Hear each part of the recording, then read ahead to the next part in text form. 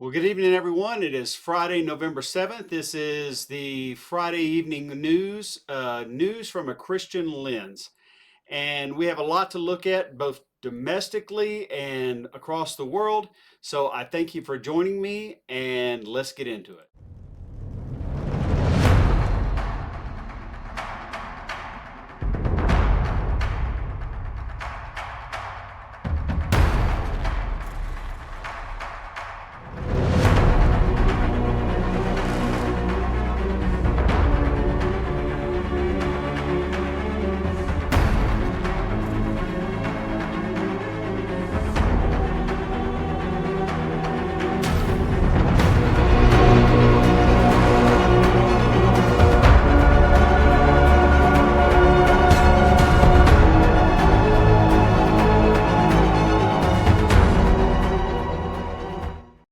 Well, hello, everyone. My name is Nelson Lee, and you can see that this is news from a Christian perspective. We're going to look through the world news and the domestic news from a Christian lens. And I'm your host, Nelson Lee. And as you probably saw at the end there, this is news that you're not going to find in your echo chamber if you have a tendency to get news from your echo chamber. And as you can probably see, I'm still handicapped here. I'm one-eyed Willie, and we do not know that when that is going to go away. So just try to ignore it if you can. I do. So let's take a look at the news. We first start off with him we proclaim, warning everyone that we may present everyone mature in Christ. That is Colossians 1:28. But let's also look at Psalm 9:9. The Lord is a high fortress, secure refuge for the oppressed. You're oppressed out there, whether in mind, spirit, or body. He's a stronghold exalted above the reach in every season of distress, a self dwelling for those who are crushed by affliction. And that is Psalm 9:9. So, this is how we're going to kind of present the news today.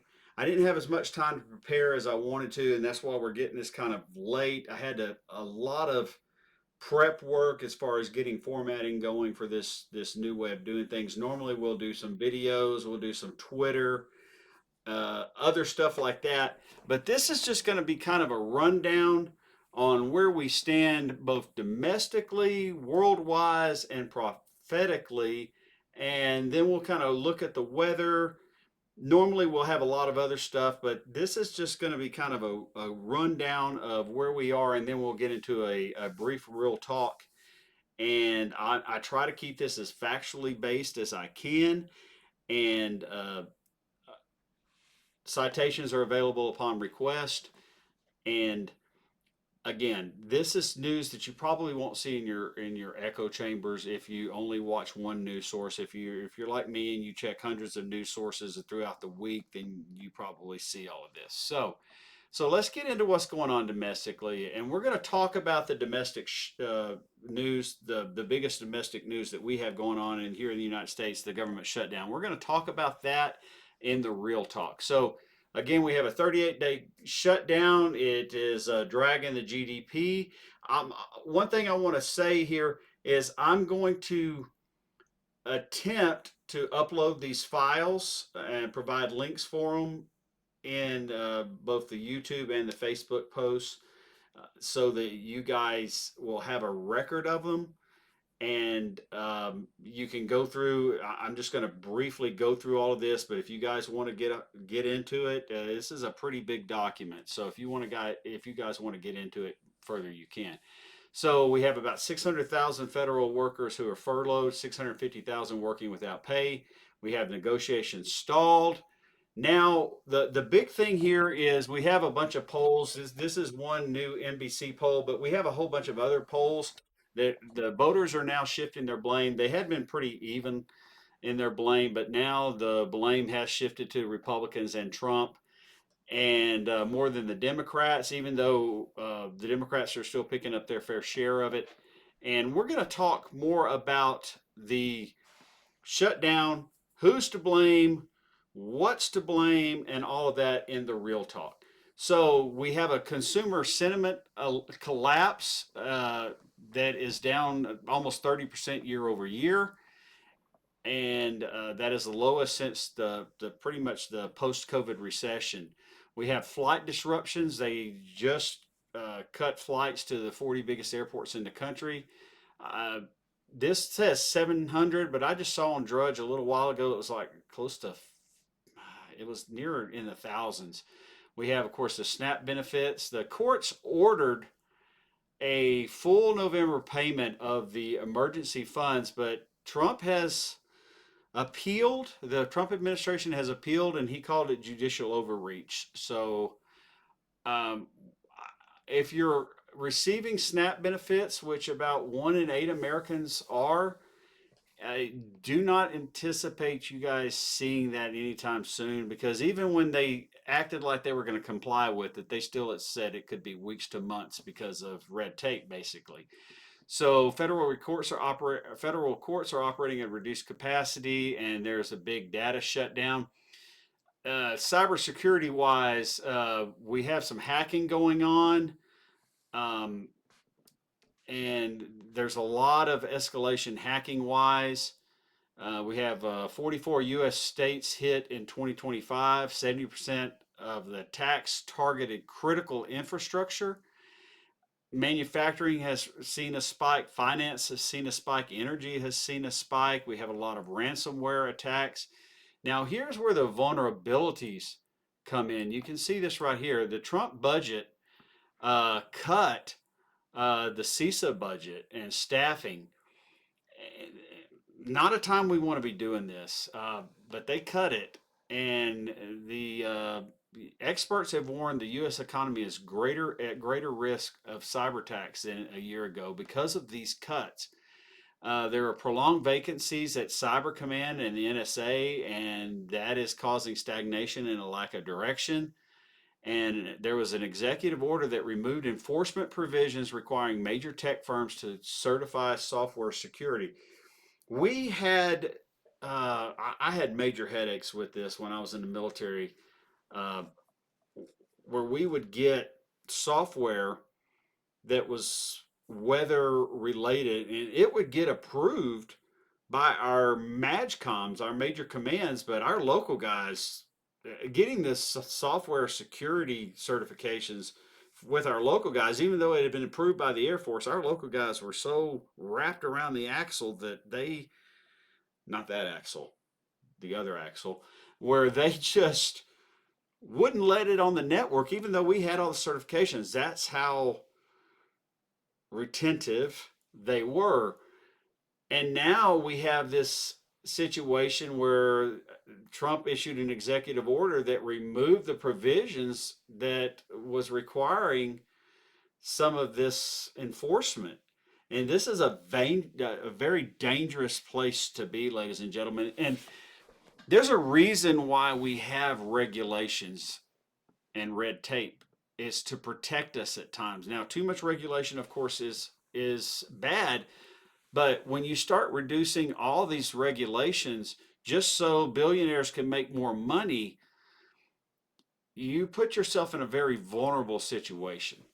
So let's move on down to military and law enforcement operations. Of course, the Gerald R. Ford has now joined the Caribbean Strike Force, and we've had 16 confirmed lethal strikes and at least 66 deaths. Um, Over fentanyl, which Venezuela does not produce. And when you hear the narrative that each strike saves 25,000 lives, that's just false, because Venezuela does not produce fentanyl, and most of their drugs go to Europe. They do not come into the United States because these boats do not have the range to make it to the United States. They're going to somewhere in the Caribbean, and those drugs are probably going to Europe. They are never even destined for the United States. But that's another topic for another time.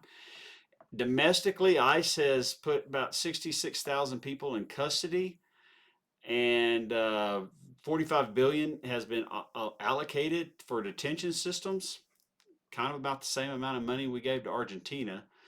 And Los Angeles, we have Los Angeles arrest saw Border Patrol drive off with a U.S. citizen's car containing a 1-year-old child. So there's a lot of this kind of stuff going on, and I can make another video of it. and I will be addressing some of this in my constitutional law series. But we need to understand something about uh, rights as U.S. citizens. They're inalienable, apparently, or we thought they were inalienable. We need to understand that when one American citizen loses rights, we all lose them, or we have the potential to lose them, and it doesn't matter what you look like. So, military planning, the Pentagon is developing a three-tier option: a light, medium, and heavy. Um, One way you can look at this is rare, medium rare, and extra crispy. Well, I got that from watching House of Dynamite on Netflix. Excellent movie. It's got a twist, and it is kind of a dark drama look at Doctor Strangelove. And if anybody is out there that is Doctor Strangelove fans, I would suggest that you watch it. So we have detailed planning underway for our mission to send troops and intelligence officers into Mexico. So now let's get on to economics. So we have private forecasters estimating a 2.7% GDP economic growth, and that is up from 1% for July. There's a lot of factors going into this, and a lot of it is because of big corporations. However, we look at the job market and we look at some other numbers. October's job cuts, we had 153,000 announced layoffs. This was the worst October since 2003. And month over month, it was 83% higher than the September job cuts. And year over year, it was 75% higher than October's 24 job cuts. And you can see the numbers here. Artificial intelligence accounted for about 31,000 of those jobs. Cost cutting accounted for 50,000 of those jobs. Doge impact was the leading cause of the federal related layoffs. And for those of you out there who is like, well, it's federal workers. Do you know any federal workers? Many of them have dedicated their lives to public service. I was a federal worker. Okay, I was in the military. Military people are federal workers. Your people who work for the FBI, your people who work for Homeland Security, your people who work for Border Patrol, they are federal workers by definition. Do people who work for the federal government, do they not have families? Do they not have to pay a mortgage? Are they not humans? What is your source of envy for those of you who carry this attitude? And is it Christ-like to have envy for someone? And is it Christ-like to celebrate their layoff? I just ask you that question. In this program, I'm going to ask a lot of questions that need to be answered by you, and you need to have a man in the mirror moment. So 153,000 announced layoffs. These are our fellow Americans who are now without work, and the job market is getting worse. It's not getting better. So you need to ask yourself, when you hear somebody talk on television and they say everything's great, you need to ask yourself, are they lying to me? And why are they lying to me? And can they be trusted in the future to tell me the truth? So we had almost 50,000 cuts in October in warehousing. Now, what does that mean? That means they don't need them anymore. That means they've been replaced by AI, or that means that there's not space in the warehouses where I'm kind of bumbling this, but that means they just don't need them to warehouse stuff anymore, to stock stuff, or AI has replaced them, or a little bit of both. And a lot of this is Amazon. Amazon has fired 30,000 workers and has talked about firing 600,000, I believe.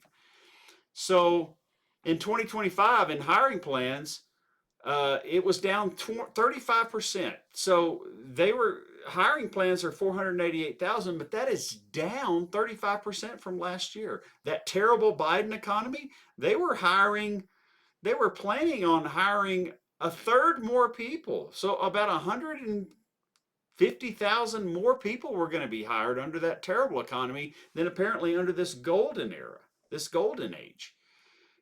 And monthly average was 48,800, and that's the lowest since 2011, right after the financial crash. So when you're hearing that it's so great out there and you're watching it on your news channel, you need to ask you, what are they smoking? So when we look at the unemployment rate, it rounds to about 4.4%. That's up a little bit. It is at a 4-year high. So again, let's look at the numbers. It is a 4-year high. It is at the highest it was since we started rebounding out of the COVID disaster, which during the fall of the summer fall of 2020, it was nearing 13%. 13% unemployment. That's why your gas, by the way, was $1.80 a gallon. For all of you who post about how great the gas was under Trump, the reason why it was because it was 14% unemployment. Nobody was going to work. And so it's a simple law that I learned in Mr. Fortenberry's class, right? Back in high school in Sweeney, Texas, the law of supply and demand. When you have no demand, you have an increase in supply, and that brings your costs down. That's a simple economic law that so many of us have seemed to have forgotten. So the interpretation of this is slower hiring for unemployed, increased separations. So if you're unemployed, it's harder out there to find a good paying job. As we continue to go down, we can see some of the analyst assessments is October's pace of job cutting was much higher than the average for the month.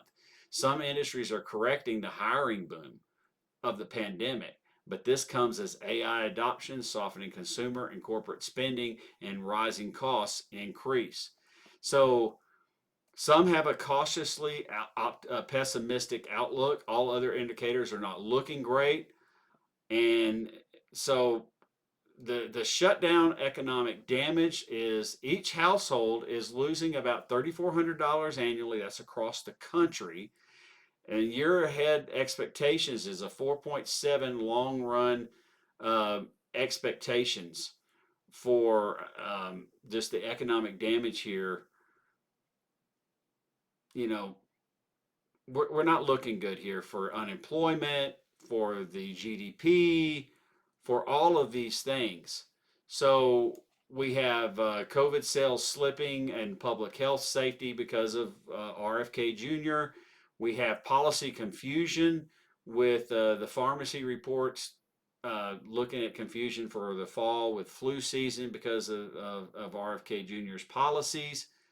We have American Academy of Pediatrics seeking to disband RFK Jr.'s novel ACIP panel because they just don't have credentials. You know, I do not take my car to get worked on at Burger King. I just don't. Maybe you do. So we have a lot of anti-Trump demonstrations going on. We have a Flood DC protest, and we have a Refused Fascism protest from November 11th and then 22nd. We have, and that probably just turned a lot of you, got a lot of you upset, but I'm going to ask you a question. So protesters condemn immigration enforcement. We have a National Guard presence. Secretary Hegseth extended the DC National Guard deployment through February. I really feel sorry for these guardsmen.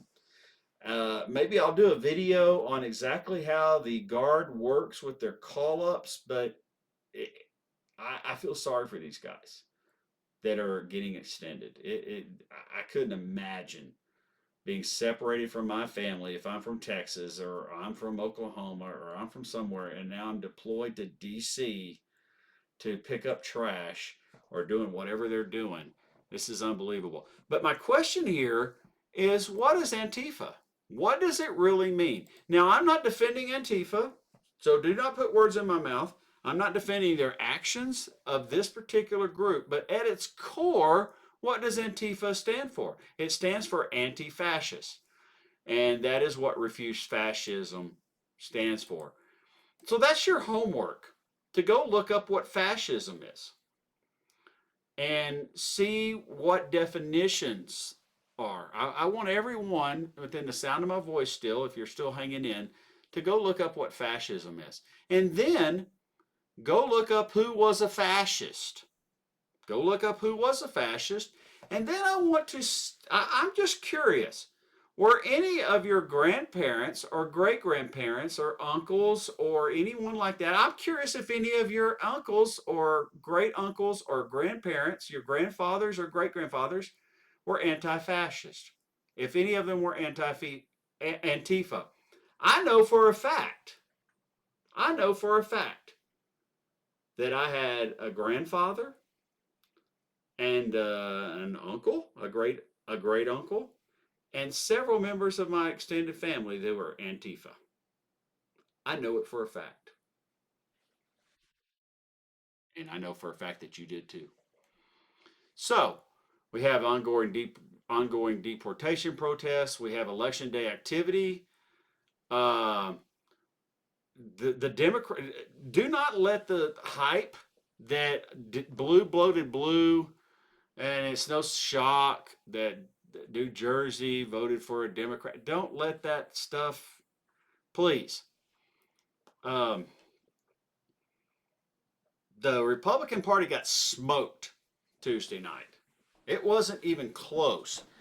Not a single county in New Jersey swung any direction towards the GOP. Every single one of them went further to the blue.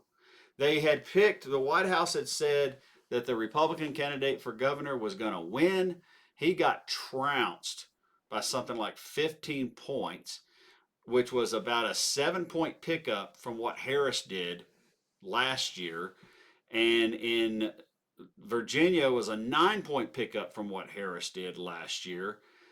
Bucks County in Pennsylvania threw out every Republican, and Bucks County is a bellwether county for the nation. They threw out every Republican, the sheriff, the everyone.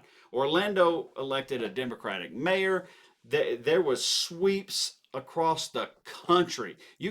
I think there was one speck of good news for the GOP in the entire, as far as election of people go, in the entire country. There was one speck of good news. Everything else was a disaster. So do the people that get on there on the news conferences, Scalise got on there, Scalise got on there, and Mike Johnson, and tried to say downplay it. They're whistling past the graveyard. Okay, and the main thing was economic worries, property taxes, housing costs, federal cuts, SNAP, you name it, and they're blaming Trump and the GOP because they're not buying it anymore. They're just not. And I'm just telling you, this is not a personal opinion. I'm just telling you what they're saying. Okay? The data bears this out. More than half of New Jersey and Virginia voters reported anger and dissatisfaction. 6 in 10 said federal cuts affected their family finances. And if you go and look at the exit polls, it was about 60% of the people said they are dissatisfied, they disapprove of the way Trump is handling his job, and about 60% of the people voted against the GOP. So, what does that mean? Well, it means that when they say that they're the most popular administration in American history, no, they're not. And what it means is those polls that you dismiss so often, or many of you dismiss so often, they're actually right. When the exit polls or when the call-in polls say that Trump's only got a 36 or 37% approval rating and 60% of the people disapprove, those are right. That is we the people. We the people are making their voices heard. And we the people showed up to the tune of 7 million, and it wasn't leftists, it wasn't radical people, radical leftists, or it was old gray-haired grandmothers and old gray-haired grandfathers. It's we the people. It's the same people who went out there and voted. It's young people, it's old people. And again, this is not my opinion. I'm just looking at the news. I'm trying to explain to you what's happening in this country. There's a pendulum shift beginning. And I've been using that term for a very long time. The pendulum shift. What are you going to do when the pendulum swings back to the left? You're going to have to live by the same rules you've been trying to force feed everybody else. And that is going to create a very dangerous situation. So we have a critical infrastructure focus. We have an AI data center boom. And this, of course, is now causing a lot of electricity rates to spike. In spite of what I literally just heard today, that energy is down, electricity's down all over the country, and that what the Democrats are saying is lies, that's not true. Is your electricity rates down? I heard the president say today that electricity rates were down. Is yours down? Mine's not down. I used to be able to pay about $80 to $90 a month for my electricity in the summertime because we can open our windows here, and I have a very large house. I'm blessed to have a large house, and I could get by with $80 or $90 a month. Now the cheapest I had for the summer was $140. I'll pay $300 or $400 for the winter. And I know for some of you, you're like, man, I wish I could only pay $300 or $400. So my question is it more or less? So we have an infrastructure deficit. We have a $1.44 trillion gap. We have a lot of stuff going on in law enforcement. There are new regulations that just took effect yesterday that grant broader arrest authority on or what? Off federal property? You mean on public property in what we call tier 1 public space? How does that work? This is just setting up numerous lawsuits that people are going to file for violation of their First, Fourth, and 14th Amendment rights. And what's going to happen is all of this is going to be tossed. If it's off federal property, it's going to be tossed. There's going to be lawsuits. People's rights are going to be violated. And then the pendulum's going to swing. I hope you see where this is going. Critics warn about expanded federal police powers. And again, we have an old cliche. I may not like what you're saying, but I'll die and defend to the death your right to say it. That's what the First Amendment means. And that's what so many people in the military used to say. You may burn the flag and you may cuss at the police and you may do all of these things because those things are all constitutionally protected speech, according to the Supreme Court of the United States. But now apparently it's not, because you don't like what they're saying. That's not how it works, ladies and gentlemen. Now, it's also not how we behave as Christians. See, we don't do any of that stuff as followers of Jesus Christ. No, we don't.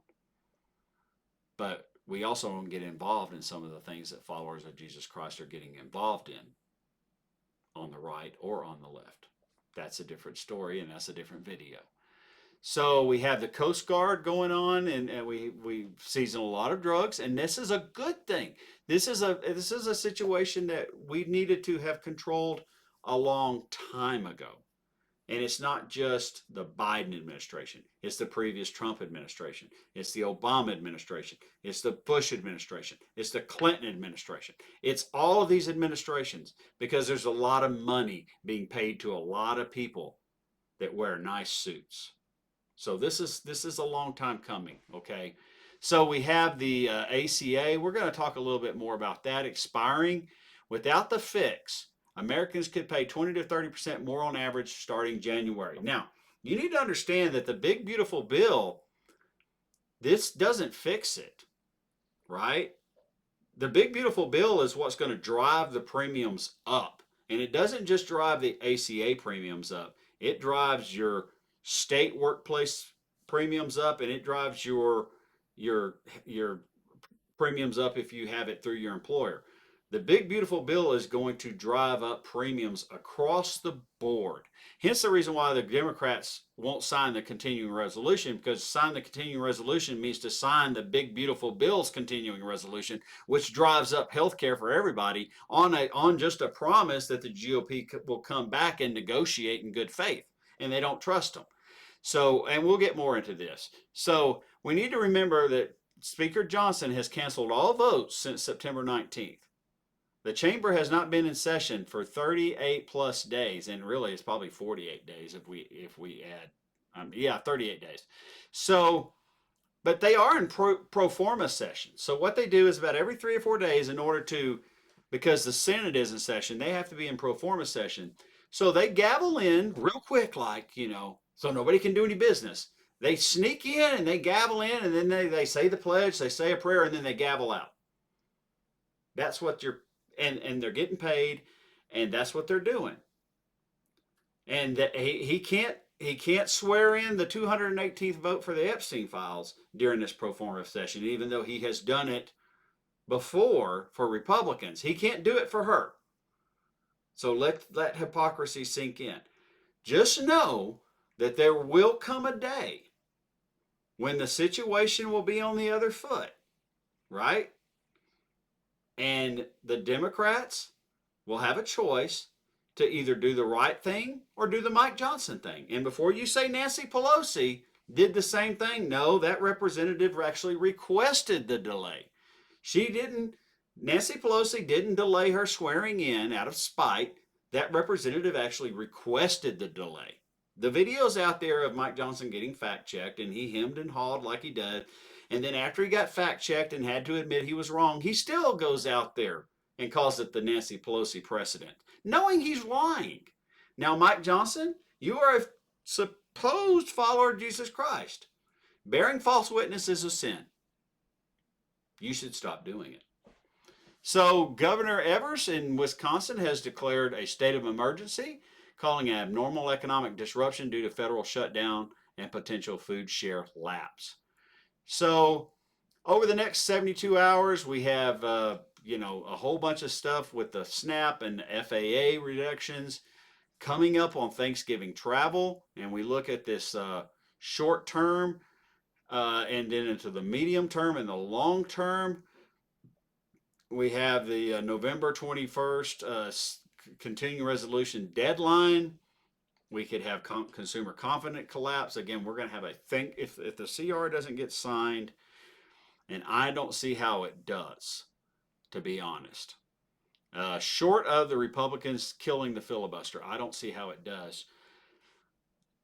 We're going to have a Thanksgiving travel nightmare scenario, and we're going to have a whole lot of problems in this country.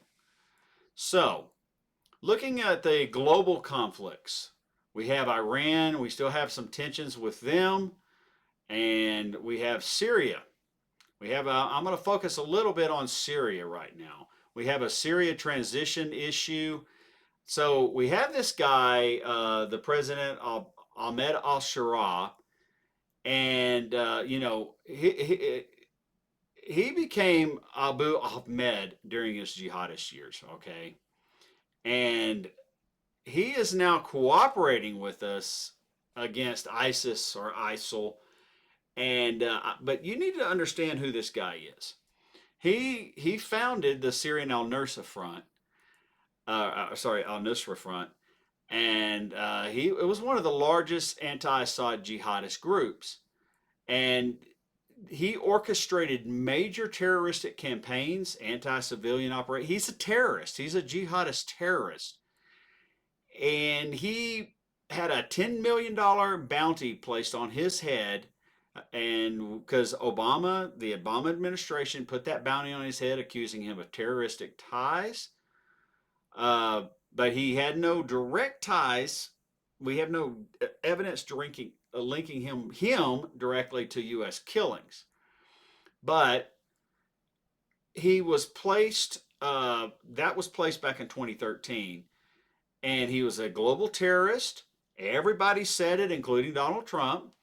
The bounty was later dropped by Biden on December 20th, 2024, after he became the Syrian president. And then they met in Riyadh. Trump met with him. He announced lifting of most U.S. sanctions against Syria. And Trump called him a young, attractive guy, a tough guy with a strong past who has a real shot of pulling it together. So you can see how we have just totally flipped. We forget who terrorists are. We call our own people terrorists, right? And we've actually called an entire party terrorists. So if your grandpa is a Democrat because he's an old school Union guy, your president called him a terrorist. But yet, a real terrorist who kills civilians is now a young, attractive guy, a tough guy, who is now has established a good rapport. You can see it right here. And he's doing an excellent job, and he's a resilient individual. A real terrorist who's killed real kids, real men and women who are innocent, is a young, attractive, tough guy with a real shot of pulling it together, and he's got a good rapport with the president. But my dad, who was a yellow dog Democrat because he was a labor guy, would be labeled a terrorist by my president. Let that sink in. This is how bad rhetoric is, and both sides are at it. But only one side has a president who is supposed to be a unifier. And I'm sorry, but that really upsets me. It shouldn't, but I'm human. I'm still working on it. Rapture's going to happen one day, and then I won't be anymore. Amen. So in Russia, Ukraine, we have a lot of fighting around Pokrovsk, and Russia is making advances, but at the same time, Ukraine is just absolutely pounding Russian energy infrastructure with drone strikes. They hit, and if this is where I want to really incorporate, I really appreciate you guys hanging with me. This is where I really want to incorporate the videos and make these a little less wordy. I just didn't have the time today, guys. Just so much going on. Because they hit a drone depot, and it just, wow. If you know Russian, they were slinging some curse words. Let me tell you, they were, I won't say them. But then we have what's going on in Germany. Uh, they're warning of some major economic meltdowns, and they're warning because of the ongoing Russian conflict. Then, of course, we have again here the military buildup. We have the largest military buildup in the Caribbean since Operation Uphold Democracy. We have 10 warships there. We have 4,500 sailors and Marines deployed. Now, of course, not all those are combat troops. And then if we look down in Africa, we have 14 million displaced. The WHO reports at least 40,000 deaths in the Sudan. And then in the Sahel region, in Burkina Faso is responsible for 1/5 of global terrorism deaths. So you don't even hear about that too often. But over 1/2 of global terrorism deaths occur in the Sahel. The Islamic State operations are expanding, and that's where a lot of ISIS is in Africa now. They are really expanding their operations in Africa. And as we look now into global economics, we still have this inverted yield curve. And anytime you get an inverted yield curve where the 10-year and the 2-year flip, this is a historically accurate predictor of a recession. But what's interesting is the stock market is still high. The stock market is high. Interest rates are low. Inflation is up. And the job market is stagnant. This, if you remember high school economics 101, or if you took any economics in college, this is called stagflation, ladies and gentlemen. Do you remember that term? Have you heard that term? Do you remember Jimmy Carter? For those of you who have been around a while, stagflation.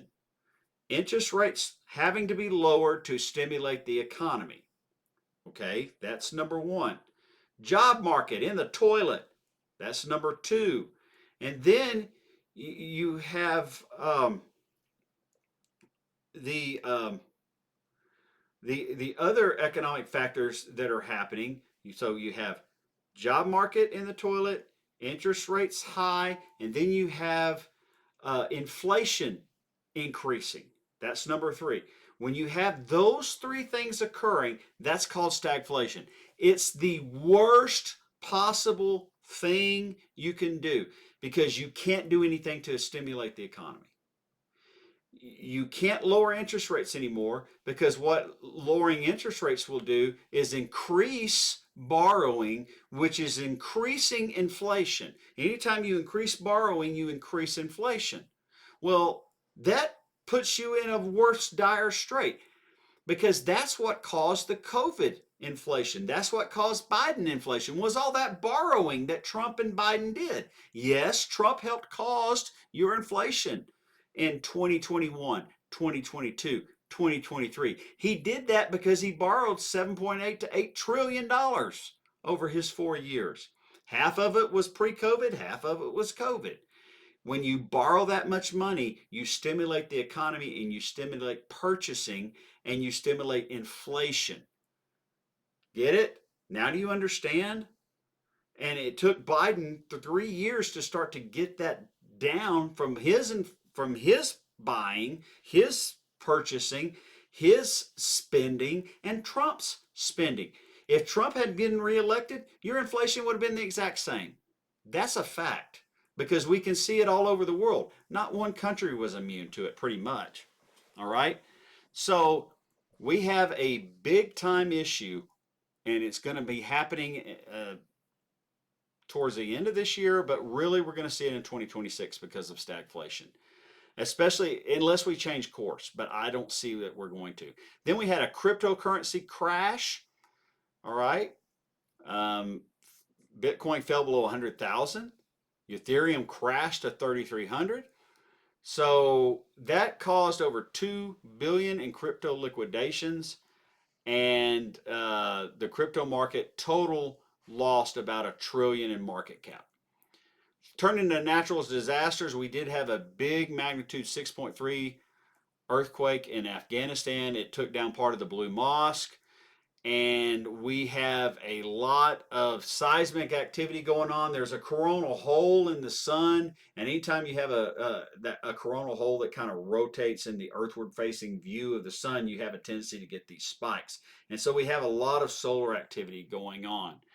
So Austria, on the terrorism front, announced a concealed weapons cache in Vienna that was linked to Hamas. They just discovered that yesterday. And a 39-year-old British national was arrested in London and suspected of planning attacks on Jewish targets in Europe. So, turning our attention to geopolitics, weapons tests in North Korea, and then we have Nigeria, of course. Now we again are looking at, Trump threatening Nigeria. They're calling it a country of particular concern because of Boko Haram and Islamic terrorists killing Christians. But there are Christians being killed everywhere. And if we want to go to war with somebody, we could go to war with India, because they're doing it as well. So we look at a strategic assessment across the board. Uh, the durability of the Middle East peace, Theo gives it a chance of a 3 out of 10 that it's going to last. So it's got a high risk collapse. Escalation of Russia Ukraine, about a 7 of 10. So basically, it's going to be a grinding attrition. U.S. Venezuela military action, a 6 of 10. Global financial stability, multiple recession indicators are flashing. So a 4 of 10. So 10 of 10 would be really stable. We're at a 4 of 10, so we're not doing real good there.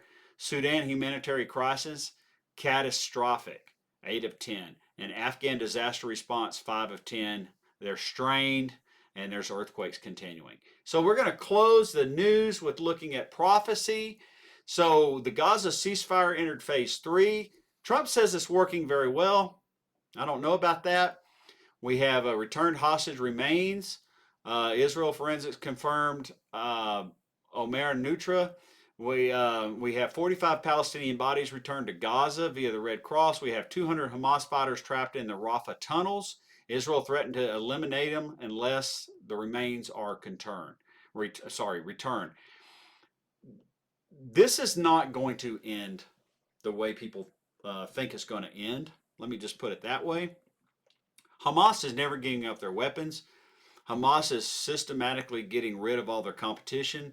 We're going to have to deal with Hamas, and as far as brokering peace with them, and they're it's a mess. Let's just put it that way. We have a rearmament crisis in Lebanon and Hezbollah, and Israel is launching heavy airstrikes there. Israel Defense Minister Katz has warned Hezbollah that they're playing with fire, and Netanyahu is urging has held urgent security consultations. Hezbollah has reaffirmed a legitimate right to resist while maintaining a ceasefire commitment.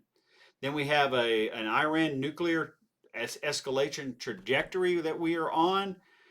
And the IAEA chief has urged Iran to seriously improve cooperation, but Khamenei has declared U.S. cooperation impossible while we support Israel.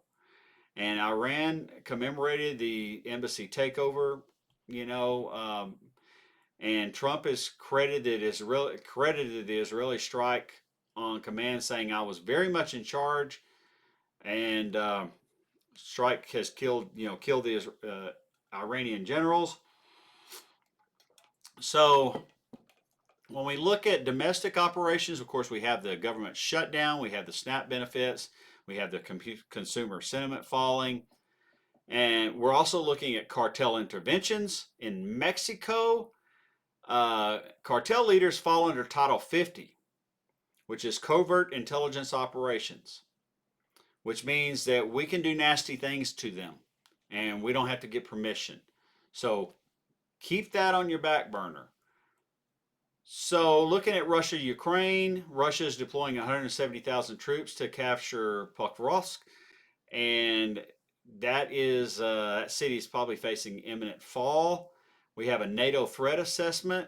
This was interesting. Lieutenant General Alexander Solfranc warned Russia could launch limited NATO attack as early as tomorrow. So I think that's a lot of talk, and I don't expect Russia to do that. But there's a lot of issues here going on. There's a lot going on. We have nuclear brinkmanship escalation. Putin ordered Putin. What a name. Ordered preparations for nuclear testing after Trump announced the U.S. would resume testing. Now, Trump really can't do that. That's a totally different topic, but the Department of Energy actually does nuclear testing, not the Department of Defense. The Department of Defense doesn't have any capabilities of actually testing a weapon. We just would have to drop it. So, and the Department of Energy would have to do it, and the Department of Energy doesn't have any money to do it. So they would have to pull money from somewhere else and reallocate it. And as the administration said, that's illegal, even though they've done it several times. So did they break the law or didn't? I just asked you that question. If they say it's illegal and they can't do it, but yet they've done it, did they break the law or didn't they? So in China, they have just commissioned the Fujian, which is their third aircraft carrier. It is a catapult-equipped Chinese aircraft carrier. It uses an electromagnetic launch system, or called an EMALS, and versus Steam, which Trump's a real big fan of, Steam. But they have changed it, and they are now in the process of building their fourth. So again, we have the major seismic events. And if you look at the cumulative earthquake data from 2025, we've had 490 earthquakes that were measured on November 6th alone, and we had one above magnitude 5. And in 2025, we've had major earthquakes, all of these above that measure, greater than 6.0. We've had a lot of big earthquakes here. Of course, Hurricane Melissa, that was just at the end of last month, was a Category 5, 185 mile an hour winds, tied with the second highest Atlantic landfall. The highest that it tied with was a Labor Day storm of 1935, I think it was, that hit the Florida Keys. But, even in all this, the Lord answered prayer. Did he not? As terrible and tragic as 28 confirmed dead is, and as terrible and tragic as 72% without power in Jamaica is, the fact that a Category 5 hurricane with 185 mile an hour winds and then it dropped 30 inches of rain over that area, mountainous region, and you have 28 dead. That's a miracle. That is an absolute miracle. And for those of you who heeded the call to prayer for your brothers and sisters in Jamaica, thank you, because it obviously worked.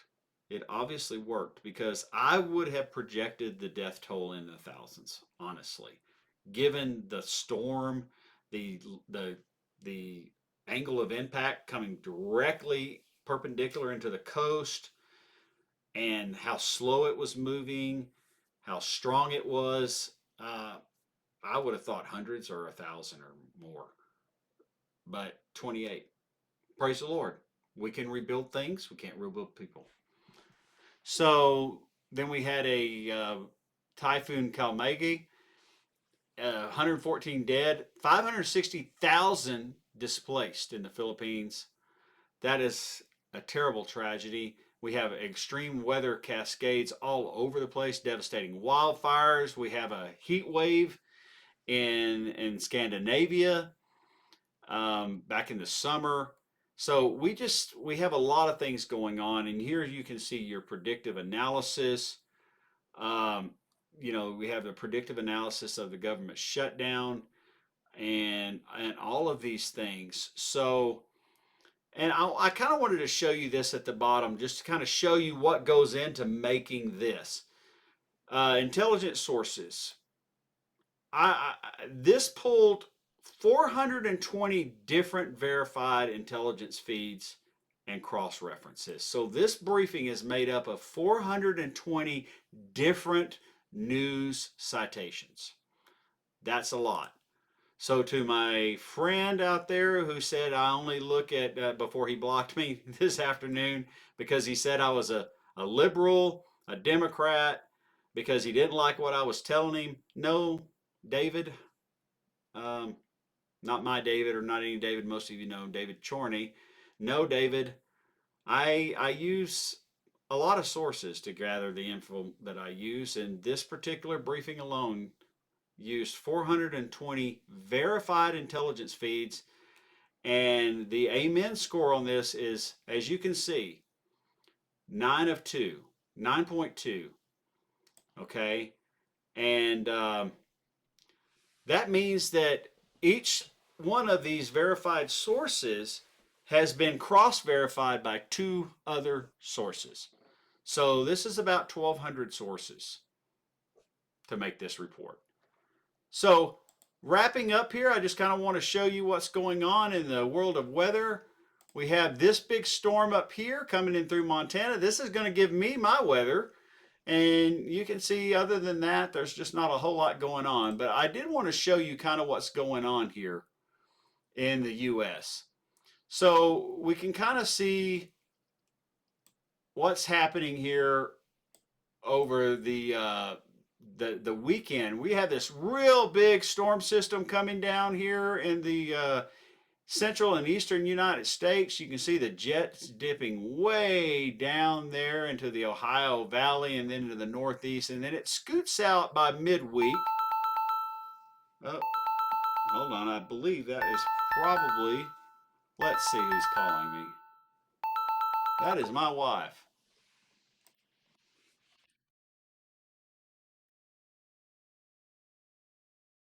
And I'm back. All right. Okay, I'm back. Sorry about that, guys.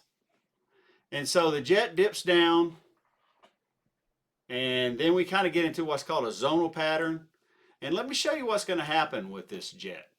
So you can see we have a lot of snow that's going to start putting down. Sometimes some of it's going to be the first snow of the season. But you can see what happens for your boy here in Tennessee. We're going to pick up at least about 4 inches, maybe 5. You can see here on the matter of fact, this is the old model run. There we go. You can see this purple area here is about 6 inches right here. right there, and you can see over down here in the Smokies, they're going for about 10 inches here. So that's pretty good. Pretty good for the first snow of the season. Normally our first snow of the season, now we did get a couple of flakes last week, but they don't count. They didn't stick. Uh, but the first snow of the season, getting close to 5 or 6 inches, that's excellent. That's never happened. It's normally been about a half an inch or maybe an inch, but this is excellent. So let's move on to real talk, and then we will wrap it. We were going to wrap it up, ladies and gentlemen. So, um, I want to just say real quick about the shutdown. The Democrats and the GOP really need to be honest about why the government is shut down. And this is an opinion. Now I get into the world of opinion. Why is the government being shut down? In my opinion, it's Epstein. And both the establishment sides are lying. They're both lying. The Democrats are lying. They say it's about health care. The Republicans are lying. They say the Democrats are shutting it down. No, I think uh, the real reason is Epstein and it's Project 2025 to some extent. And you can agree or disagree with these statements all you want. Here's the caveat to this. If you want to disagree with me for anything, and this is what my friend Dave Chorney just found out, and some of you can go on there and look online and see my post. If you want to disagree with me, I'm all for that. Do not call me names. I won't call you names. Do not call me names. And let's do it face to face. I'm not going to have a discussion or a fight over keyboards. If you want to disagree with me in a harsh way, be prepared to look me in my eye because, I don't have I just have one eye now. So be prepared to look me in my eye. If you want to call me names, look me in my eye. Don't hide behind your keyboard because I don't hide behind my keyboard and call you names. If you want to come on my page and call me names, look me in my eye or be prepared for me to call you out as a coward. And that's biblical, by the way. The scripture calls people cowards. Matter of fact, it says very clearly, cowards will not enter into the kingdom of heaven. They're cast outside. Read Revelation chapter 22. I have no problem hooking this up, looking you in the eye, recording this, and then uploading our video to Facebook and YouTube and letting everybody see your side of the argument. And then giving you full rights to the video, and you can send it to your page and let everybody see your side of the argument. But that's how this works. And that's how confident I am in what I'm saying. And if you disagree, that's fine. If you want to disagree in an ugly way, be prepared to get a challenge from me to come on Real Talk, okay? Yeah, I'm sorry. Come on Real Talk, just like this, and make your case. And I'll give you every opportunity. I won't talk over you. We'll use debate rules. That's just the way it's going to work, okay? So, back to the record at hand. So as I said, the House gavels in pro forma session every 3 or 4 days. There is no Pelosi precedence. That's a lie. And that's the other thing that many people don't like. I call out lies. And I'll call them out on both sides. But the thing that I call out lies for is people who wear their Christianity on their sleeve. The reason why I don't call out a lot of Democratic lies is because the Democrats, like Nancy Pelosi or AOC, well, definitely not AOC, they don't wear their Christianity on their sleeves. They don't stand behind the cross. That's the reason why I don't call out Democratic lies. They're not putting the name of my Lord and Savior Jesus Christ to shame by lying. They're just liars. Okay? If they lie, they're not doing it under the banner of the cross. And so I don't have to call out every liar in God's green little earth. But I will call out people who lie, who do so using the name of my Lord and Savior as a shield. I'm a good Christian. We are a Christian nation. Lie, lie, lie, lie, lie, lie, lie. Jesus, Jesus, Jesus. Lie, lie, lie. You see the difference? I hope you do. Because you see the Apostle Paul and Peter and James and Jude and John, and they didn't call out every liar. They called out Christian liars. And that's what I'm going to do. Now, if sometime tomorrow I see James Tallarico, who claims to be a Christian, if I see him spouting off a bunch of lies, he'll be on here. And he's from Texas. And if somebody wants to point out something he lies about, and you can prove that he's lying, and I'm not going to vote for him. I can't. But send me it, and I'll point it out. I'll call him out because he does tend to stand behind the cross a little. All right, so let's get back to what I'm talking about now that I've diatribed successfully. So the GOP is saying that they want them to just sign a clean CR. But the problem is their CR is the big beautiful bill, and it's everything that the Democrats have campaigned against, and they're right. It will raise health care premiums, not just for those in ACA, but it's going to raise health care premiums for you. If you have private insurance, if you have insurance through your job, if you have insurance through your state, it's going to raise your health care premiums a lot faster than if nothing had been done at all. And we have to understand that the principle of this would be the same. Let's say the Democrats were in charge of the House, the Senate, and they had passed a bill last September, last July, that funded abortion. Let's say they had a Democratic president and they had a Democratic Congress, and that Democratic president got a bill through, a budget through that funded abortion. And now the government shut down, and now all the Democrats are saying is just sign the CR, open the government. Well, if they sign the CR, then that means abortion's federally funded.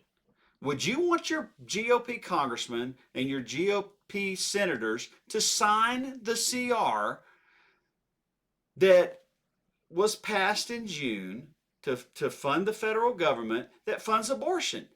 If it meant, would you want them to sign the CR in order to pay for SNAP, in order to pay federal workers, if it meant funding abortion? Because that's what you're asking the Democrats to do, to fund something that they're vehemently opposed to, which is raising health care rates on poor working people. I know the answer for my question. I would not want my GOP senator and my GOP congresswoman to sign a CR that funds federal abortions. So what I'm saying to you is I'm not a hypocrite.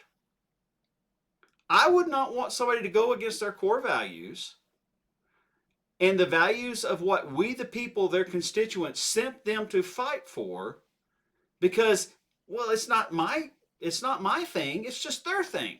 Well, guess what? Federally funded abortion is my thing, it's not their thing. You see what I'm trying to say? That's hypocrisy.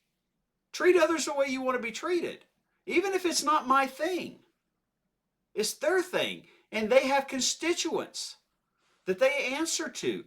And that's called we the people. That's called constitutional republicanism. That's called being a republic and representative government. I don't understand how we don't remember this. It's Civics 101. But again,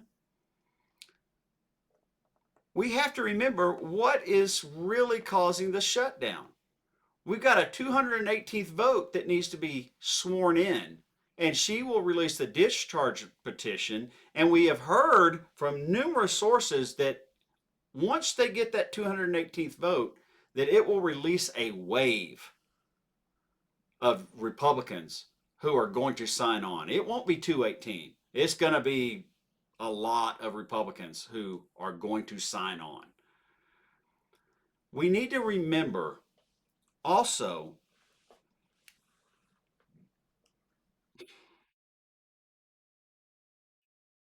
that this is not a Democratic hoax. There were real women who were abused by this man. And we need to remember that there is an Epstein list. There is a client list. And until Bongino and until Bondi and until Kash Patel saw the list and realized just how many of Trump's friends were on it, and now that they got to protect them, they were eager to release the list that existed. And now all of a sudden the cat's eating the canary and nobody knows nothing, right? There's Sergeant Schultz. I know nothing. And everybody is towing the line and carrying party water except for who? Dan Bongino. But you can see it in their body language. They know. And Wormtongue, Grima Wormtongue, who is Stephen Miller, is whispering in Trump's ear. Again, opinion. Could be wrong. That we got to protect your friends. And he's like, yeah, I got to protect my friends. There's nothing here. It's a Democratic witch hunt. Meanwhile, they've got intel sources. They've got intel sources. We know he was intel. Epstein was intel. We know it. And we know who he was working for. He was most likely working for Mossad. Why did Ehud Barak visit him 36 times as defense minister? I could be wrong there. But it was 36 times. Why? Why did he get a visit 36 times? Was he just a friend? No, he wasn't just a friend. Acosta said he was intel and then recanted. Yes, Acosta, who gave him the deal of the century and let Maxwell go, who Trump made him his labor secretary in 2017, and then had to fire him after defending him, had to get his resignation when it became clear that, yeah, he had given him the sweetheart deal of the century. Connect all the dots. Dershowitz, Epstein, Prince Andrew, Clinton. There's a video of an old lady that is out there, interviewed by a MAGA podcaster, and she talks about how many times she saw Trump go in there and Clinton and all the people go in and out of that apartment. Matter of fact, Howard Lutnick even talks about the number of people that he witnessed in there and the massage tables, but yet there's no list. No, this is about Epstein. Because the longer you keep that government shut down, the more nothing can get done. The more they have time to maybe purge files, the more they have time to do this and to do that. Do not be deceived, brothers and sisters. Do not be deceived. Do not be deceived. And remember, also about the shutdown, the director of the Office of Management and Budget, if you sign a CR, the director of OMB, Russ Vought, gets to do a lot of money with allocating cross back and forth with the funds. If that's only if you sign the CR. Do you think we as conservatives would want that? We would sign a clean CR and then just give the opposite party, their director of OMB, a free check and a pen and say, put the money wherever you want it, especially when the director of the OMB is the head of Project 2025, when they said we don't know what that is, and now all of a sudden within 10 months 70% of it has been implemented? No. Do you think they have your best interests at heart when they act concerned that the TSA and the flights are being shut down and they're trying to fix it? I want to remind you of something. Go look it up for yourself. On October 3rd, they released an AI video. Don't fear the Reaper. And who's the Reaper? Trump and Russ Vought are the Reapers. Russ Vought specifically. And what did that video say? Won't be able to fly. They were making fun of the government shutdown via an AI video that Trump posted on October the 3rd, and he said, you won't be able to fly. And now here we are, November 7th, and you're not able to fly, and if you are, you're not able to fly very well, right? And we're supposed to believe that this AI video that they posted over a month ago where they said you won't be able to fly is just a coincidence? And now they're all seriously concerned about you can't fly and they're trying to fix it. But yet over a month ago, they predicted on their own Truth Social page that you won't be able to fly. Brothers and sisters, are we really that dense? Are you really that far down the rabbit hole, the MAGA hole? Come on. Look, these times call for discernment. The world is a wicked place. Okay? The world is a very wicked place. That is why we need Jesus Christ as our Lord and Savior. That is why Jesus said, I am the resurrection and the life. Whoever believes in me will live even though he dies. And whoever lives and believes in me shall never die. See, that's all that matters. All this other stuff that I've talked about and am droned on about for 70 minutes, it doesn't matter. But so many people put all their trust and their faith in the Democrats, whether they're going to sign the CR or not, or the Republicans who say, well, I can't open the House. I can't open the House until you sign the CR. And it's the Democratic shutdown. And they put their faith in a president who tells you grocery prices are going down. Do you believe they're going down? They put their faith in a president who says that Thanksgiving's 25% cheaper this year. And then when he's asked, I think it was today, when he's told, Mr. President, you said that groceries are going down, that Thanksgiving is 25% cheaper. Were you aware that Walmart achieved that by the fact that the basket has 7 fewer items in the cart, and instead of being name brand, they're all great value? Are you aware of that? You know what his answer was? To slander her. Now, she stated all facts. Those are facts. How Walmart achieved that 25% drop to say that Thanksgiving was going to be 25% cheaper this year than last year was they removed 7 items from the grocery cart and replaced all the name brand items with great value items. So I ask you, do you believe that Thanksgiving dinner is going to be 25% cheaper this year than last year? Or do you believe you got 25% less, perhaps, or maybe more, with less quality? Look it up and answer the question yourself. And then do you believe it's right to shoot the messenger who is just making a statement of fact, a woman? Do you believe it's right for a man to yell at and slander a woman who is just stating a fact? Is that what God teaches? Is that what you're going to defend? I hope not. Because, see, if you do, I have to ask, do you believe in him? Because, see, that's not his character. That's not God's character to support that. Have the character of Jesus Christ. Have his character. Support him. Don't support these people.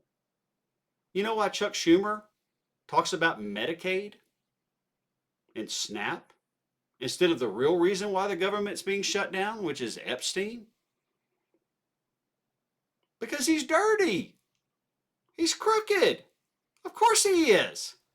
He's probably given the same marching orders as crooked Mike Johnson, who probably has some real serious dirt, but I can't prove it, so I'm not going to slander him on video. But I think y'all have heard the rumors. If not, you live in a bubble. You live in an echo chamber. If you have not heard the rumors that seem to be fairly substantiated about Mike Johnson, you live in a Fox News bubble or right wing radio bubble. Maybe you ought to get out of it. That's the reason why these guys won't do anything. Trump's got dirt on them, and they've got dirt on him. Is that the world you want to follow? Is that the people you want to follow? Corrupt politicians on all sides and at the top? Or do you want to follow a man who came from heaven, left his estate with his heavenly Father, God in the flesh, who died for your sins? And if that's who you want to follow, I just ask you to send me an email. And I know this has been really long, and I promise most of them will not be this long. I'm trying to work this out, but give me an email, and we'll talk about it. And if anybody wants to challenge me on something I've said, there's your email too. And I'll hook us up. We'll talk. Bring your facts. But until next time, may God richly bless you, my beloved.